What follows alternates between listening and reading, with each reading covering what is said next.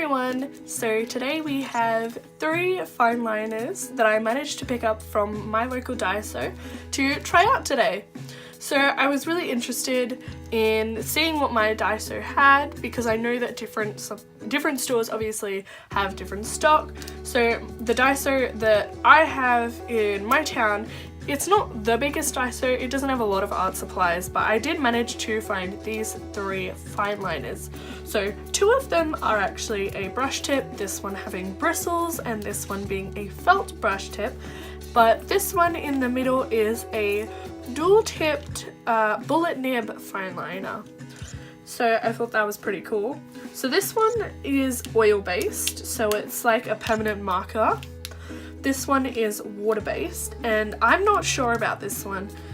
I have opened these, as you can see. I accidentally ripped off the packaging, but I'm not too sure. The problem with Daiso and stuff like that, there isn't a lot of information about these things because majority of it is in Japanese, and I guess that is the risk that you take in buying things from there. So I have a little sheet here that I've created. I'm going to test these against Copic markers and a highlighter.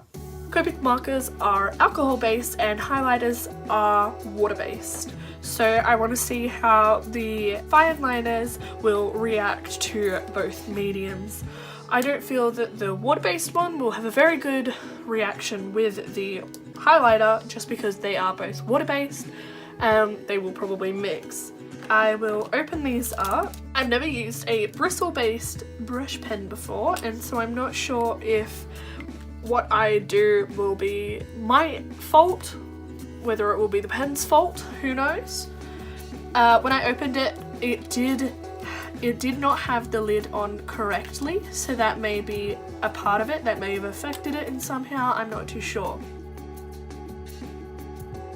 As you can see, whenever I try and use the brush pen, it just seems to not be very juicy or full of ink. I'm not sure if that's my fault, if it's because I'm using it too heavy-handedly. As you can see here, I'm not too sure why it doesn't produce an ink flow or a nice ink quality. I'm not sure if that's the pen, I'm not sure if that's me. Could be a little bit of both, but I'm not too sure. So down here we'll put 2 boxes to try the pen against the Copic and the highlighter. So I do apologise for not having a video up last week. I try to upload every week, but last week I was sick. My voice probably sounds a little squawky today. I'm still getting over my sickness and it's, you know, on its way out, but I just really wanted to try and create something for you guys. So this one is a bullet tip fine liner, you know, pretty standard. It's smaller than a Sharpie tip, but bigger than the Sharpie fine liner tip. But the greatest thing with this pen is that it is actually dual tipped, and so you can get a lot of line variation within the one pen, and I feel like this is a very good step up or step before a brush pen for people who are just getting into working with their lines and line width and line variation. I feel that something like this is very handy. All of these pens, by the way, were $2.80. At my Daiso, everything's $2.80 unless marked otherwise. That's the way that Daisos usually go. They will be a set price unless marked otherwise. The first thing something that I don't really like about this pen personally is just the length of the pen. I have very small hands, and so this pen is longer than my hand. So when I hold it comfortably in the way that I hold my pens, there is a lot of overhang. And so I feel like I'm kind of battling with the pen to be able to hold it. I move it down just to try and battle that. I do really like this pen. It is also creating not the nicest lines. That might be the paper that I am using. I still really like this pen. I feel that pens with a felt tip that are a brush pen and don't have the individual bristles, I find it easier for me to use. I haven't really used many paintbrushes before. I'm still learning how to paint, and so using the individual bristles on a brush pen, it can be a hit or a miss, I feel, with myself personally. So we'll give these a minute to dry. On my Etsy, I am having a 20% off sale. It will run until the 24th of June, which is the end of this week. And I'm really excited to, you know, try and liven up my store, try and get some things happening. So if you like mermaids, or if you enjoyed mermaid and like watercolor pieces, then you should definitely check out my Etsy. It is in a link in the description down below. All of my social medias are linked down there.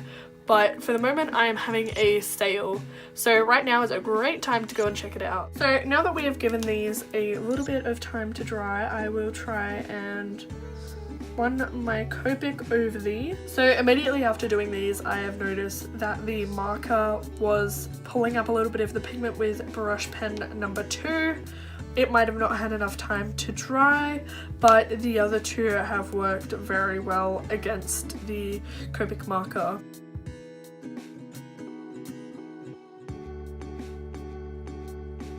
So immediately the highlighter has pulled up the pigment for that one.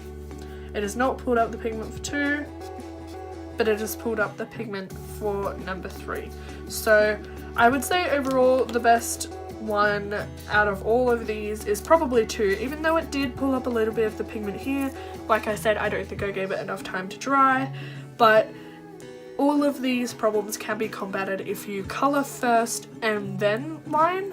Usually it should be fine. There shouldn't be any problems with pigment pulling or anything like that, especially when you have a lighter colour like this one. Out of all of these 3 pens, I think that my favourite would have to be the Tombow dual pen, just because of the way that it performs against both of these water and alcohol based markers. The fact that you have 2 tips on them, a 0.8 tip and a 0.4 tip. I think that it is great. It will help with line variation. The second runner-up would be this pen. It gives really good line variation, but the only problem is that because my hands are really small, and if you have small hands, it might just be a little unbalanced.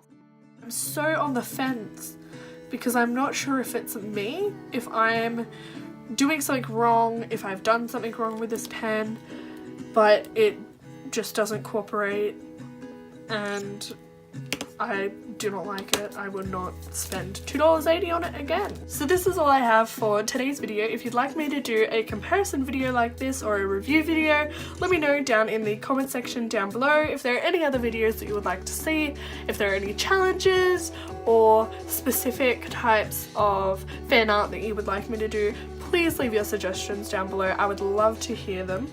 I do have a few other videos planned, so stay tuned for that, and I hope to see you guys in the next video. Bye!